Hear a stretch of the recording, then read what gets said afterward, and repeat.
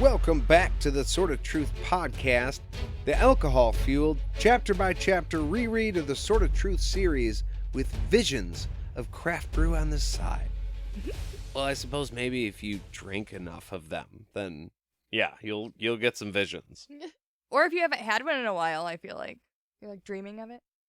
Oh yeah, daydreaming happens all the time. Yeah. That's okay. I'm Nate. And I'm Jade, and on this episode, we are getting into Chapter 33 of Blood of the Fold. That's right, we are. And I'm a little bit ashamed to say that I am almost 2 weeks late in wishing all of you a happy craft beer month. Yeah, I can't believe we missed that. I just... It was a fail. So, what I'm going to do to resolve this situation is I'm going to buy twice my regular allotment for the next 2 weeks, and then that way it'll all even out. Yeah, and then we'll drink it. Oh, yeah, well, yeah. No, I'm just going to buy it to spend the money and then look at it. I mean, you have bought some that you've not let me drink before and put for away. For a while. I'm just saying. Special ones, you gotta save it. But yeah, so happy craft beer month to all of you out there. Cheers. Raise one. Cheers. Okay, so we stick with Kahlan and crew this chapter, arriving at the farm where they're staying for the night. That's where they were headed after the whole incident with the wagon in the last chapter. Chan has left at this point, but everybody else is there. This is definitely the first time we're seeing them in this book. Like, I know that we had confirmed that before, but their introduction in this chapter definitely cements that because they all go over who everybody is and how they got there. So yeah, a weird number of times. They're very specific about how many people are there too. They make sure to name everybody off because they haven't been officially introduced into the book yet.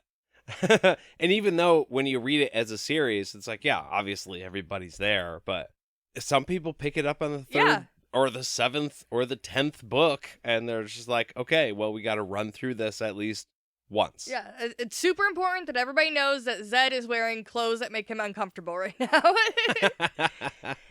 And he immediately starts asking about dinner, as per usual.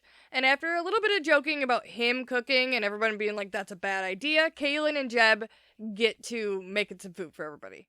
It was funny because they make a joke about how Zed's not going to make dinner.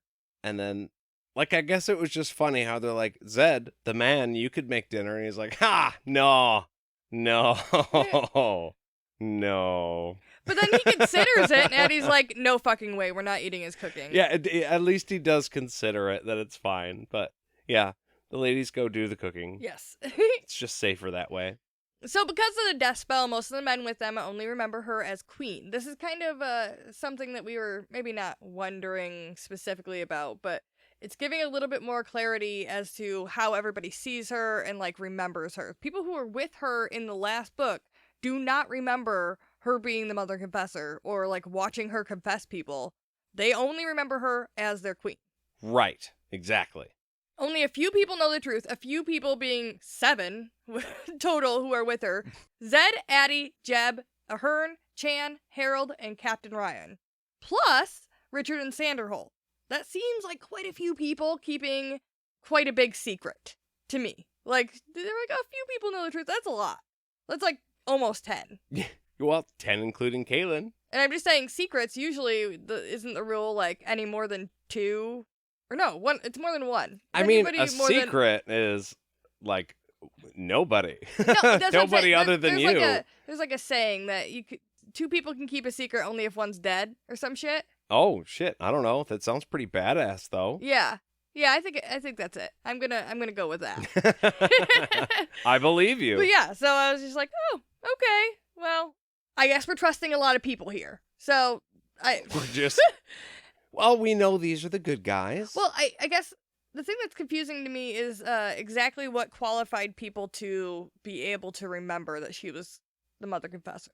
We don't have an answer for that yet, but I was just like, okay, so Richard and Sanderholt didn't get affected, and neither did this handful of people with her, but the other people with her did.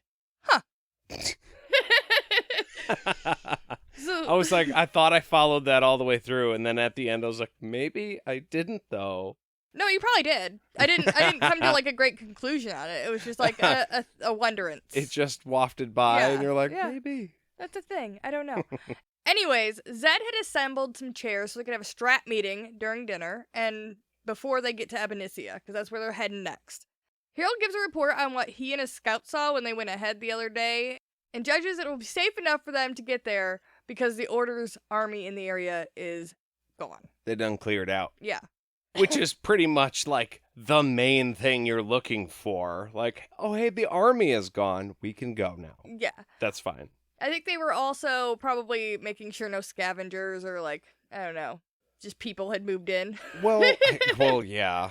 Hopefully we'll get there and it'll all be cleaned up already. Oh, by the way, in our comments on Facebook, I'm pretty sure I saw Al be like, they wouldn't be decomposing because it's winter. And I was like, duh. Oh, yeah.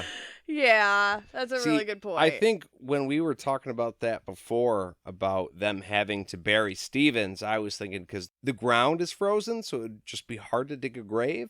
But yeah, that hadn't occurred to me either, that all of these bodies are just going to sit there preserved waiting for spring. See, I had forgotten that it was frozen, I think. I knew, I read that, obviously, but they were in the mountains, so I was just like, yeah, they can't dig a grave. It's fucking mountain. Rock, yeah. So Addie's asked about aid from Nika Barisi, and she tells them about the civil unrest there with the Blood attempting to take power. She believes the sorcerers there will back the forces who resist the Blood, because if they succeed, the Blood's obviously going to hunt them down and fucking kill them. Yeah. But the chances are low of being able to send a whole, like troop of army people. What? Troop of army people? Like a troop of soldiers to help.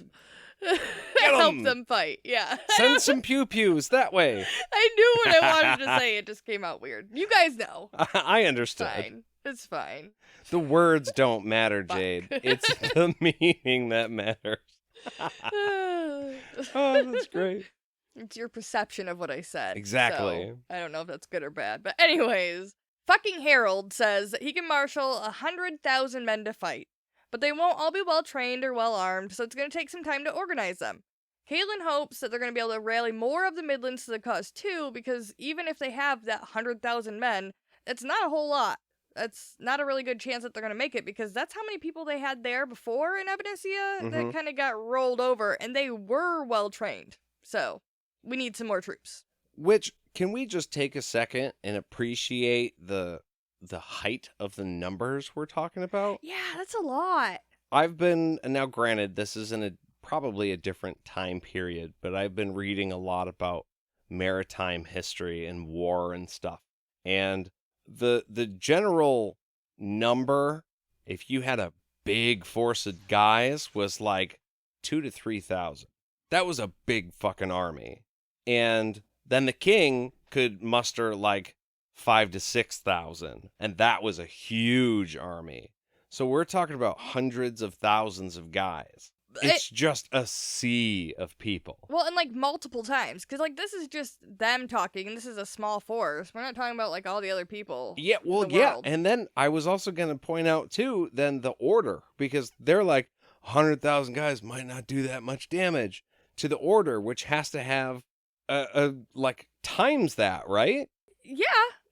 And that's also just thinking that that's not counting the rest of the population. Like, we're just talking, like, the number of people in the army. And those people came from somewhere. It just, the numbers, I'm not good. I can't fathom the population numbers here. Especially because it's all spread out over the world. But then you look at the map, and it doesn't seem that fucking big, really. Which is probably why Terry didn't like the map. Yeah, that's true.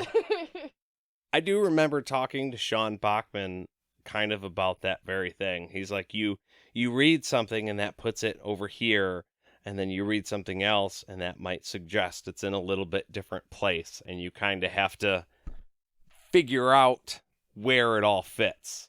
Well, and figuring out the scale of things. Like, you're talking about these numbers of people in these cities, and then you're talking, like, which are placed in a certain place, and then you have a mountain next to it with I don't know, you know what I mean? Like, only a certain amount of people can fit in a certain space. In a certain space, yeah. And so if you have to have that all on scale across the whole fucking map. And when he's throwing out numbers like this, I feel like that's difficult to, like, keep in check. Like if suddenly 10 million people moved into our city.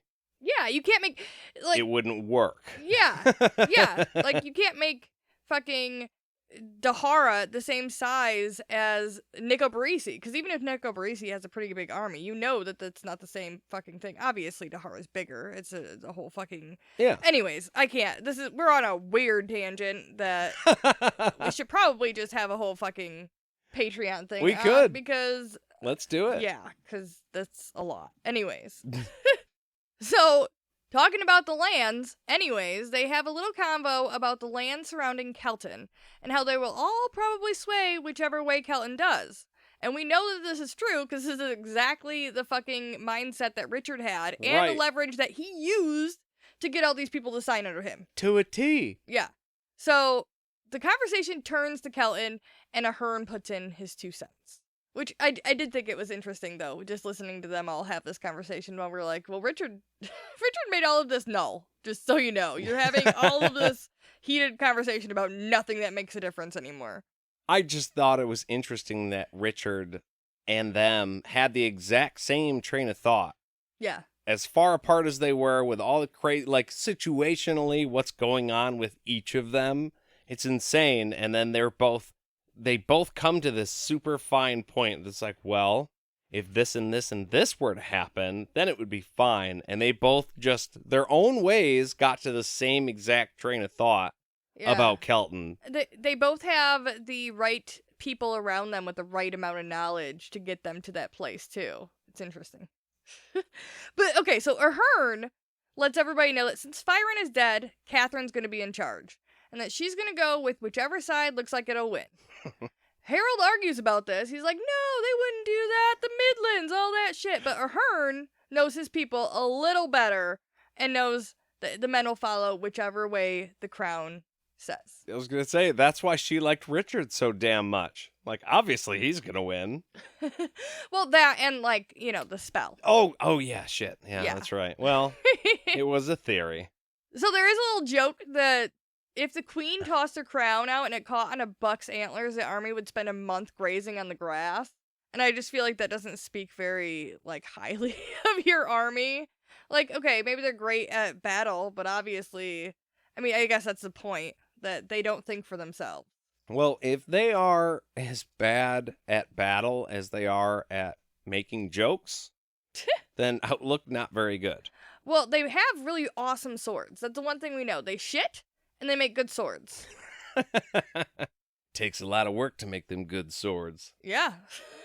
Takes a lot of shit to make the good work. A lot of iron over there in Kelton. So Kahlan agrees with Ahern's statements. Whoever lives east of Kelton is just angry all the time, and I know why. The way we make them out to be is just a giant shit pile of a country. And that's all anybody can smell.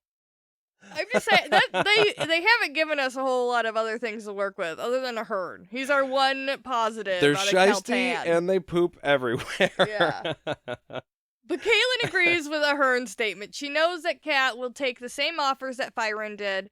If that happens, Kelton is lost. Before they can spiral out too far about that, though, Kahlan tells them to stop thinking of problems and start thinking of solutions. Oh, she said the thing. Yeah. The thing that the guy says. The guy. Richard. She says the thing. That he got from Zed, who's also there, but Zed gets no credit for it. It'd be great if he looks at her and be like, hey, that's my thing. I say that. Yeah. You don't say that. No, I don't think he would, though, because, you know, knowledge is meant to be shared. Yeah. Instead, he brings up that there are a lot of little lands that will stay loyal no matter what to the Midlands. They need to gather their reps and create a new council. Numbers have an influence all their own. Yeah, you know, like power and numbers and all that shit.